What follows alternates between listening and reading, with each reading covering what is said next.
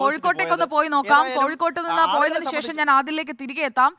Deepak മലയമ്മയാണ് നടക്കാവിലെ Supplyco super മാർക്കറ്റിൽ നിന്ന് നമുക്കൊപ്പമുള്ളത്. ദീപക് മലയമ്മ, തിരുവനന്തപുരത്തൊക്കെ കടയിൽ ആളില്ല, കൊച്ചിയിലും സമാന സാഹചര്യമെന്ന് അലി പറയുന്നു. സാധനങ്ങൾ പലതുമില്ല. വിലയിൽ വന്ന മാറ്റം എന്താണെന്നാണ് ആദിൽ ഇതുവരെ പറഞ്ഞുകൊണ്ടിരുന്നത്. ദീപക്, അവിടെ ഇപ്പോൾ ആളുകളോട് നമ്മൾ സംസാരിക്കുമ്പോൾ എന്താണ് മനസ്സിലാക്കാൻ കഴിയുന്നത്? അവിടെ സാധനങ്ങളുണ്ടോ, വാങ്ങാൻ ആളുണ്ടോ? സുജയ, ഈ പറഞ്ഞതുപോലെ തന്നെ ആളുകൾ എത്തിത്തുടങ്ങുന്നതേ ഉള്ളൂ. ഒന്നാമത് 10 മണിക്കാണ് ഔട്ട്ലെറ്റ് തുറക്കുന്നത്. അതിനുശേഷം ആളുകൾ ഇവിടേക്ക് എത്തിത്തുടങ്ങുന്നേ ഉള്ളൂ. ഞാനിവിടെ ചോദിക്കുകയായിരുന്നു എന്തൊക്കെയാണ് സബ്സിഡി ഇനത്തിൽ ഉള്ളത് എന്ന്.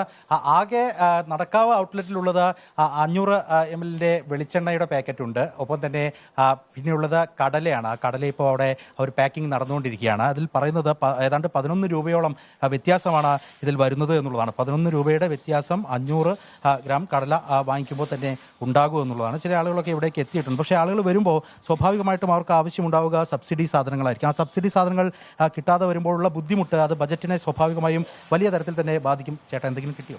ഒന്നും കിട്ടിയില്ല. എന്ത് വാങ്ങാൻ ഉദ്ദേശമാണ്? സബ്സിഡി സാധനങ്ങൾ എന്തെങ്കിലും വാങ്ങാൻ വിചാരിച്ചിട്ടാണ് വന്നത്. ഒന്നുമില്ല, കടലയും വെളിച്ചെണ്ണയും മാത്രമേ ഉള്ളൂ. വില കൂടാൻ പോവുകയാണ്. എങ്ങനെയായിരിക്കും നിങ്ങളുടെയൊക്കെ ഒരു ബജറ്റിനെ അത് ബാധിക്കും? എല്ലാവർക്കും ബുദ്ധിമുട്ട് തന്നെയാണല്ലോ.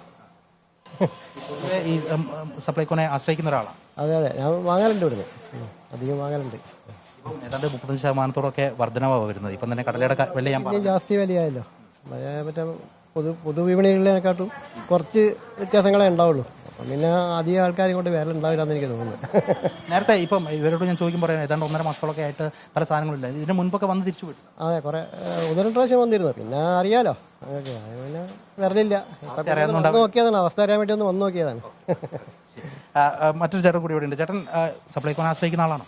സപ്ലൈക്കൊന്നും സാധനം വാങ്ങുന്ന ആളാണ്. മാവലി ഞാൻ എൻ്റെ വീട് പണ്ട് ഇവിടെ നിന്ന് വാങ്ങലുണ്ട്. ഇപ്പം വേങ്ങയിലാണ്. അല്ലെ, വേങ്ങയിൽ ഒരു സാധനമില്ല.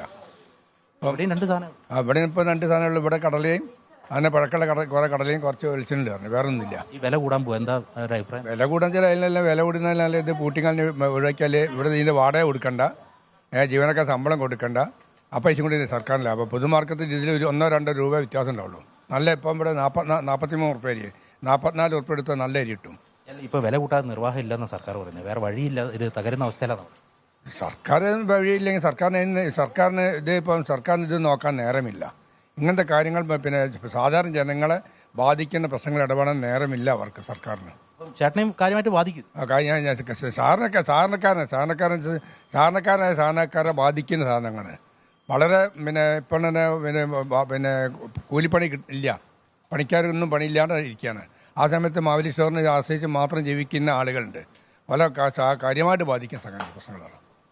സുജയ, ഇത് ഇപ്പോൾ ഇവിടെ എത്തിയിരിക്കുന്ന 2 പേരുടെ പ്രതികരണം മാത്രമാണ്. ഇതിൽ സ്വാഭാവികമായും സമാനമായ നമുക്ക് സപ്ലൈകോ സൂപ്പർ മാർക്കറ്റുകളിൽ നിന്ന് മാത്രമല്ല, ആളുകൾ കൂടുന്ന ഇടങ്ങളിൽ അവരാണ് ഇതേക്കുറിച്ച് കൂടുതൽ സംസാരിക്കുക.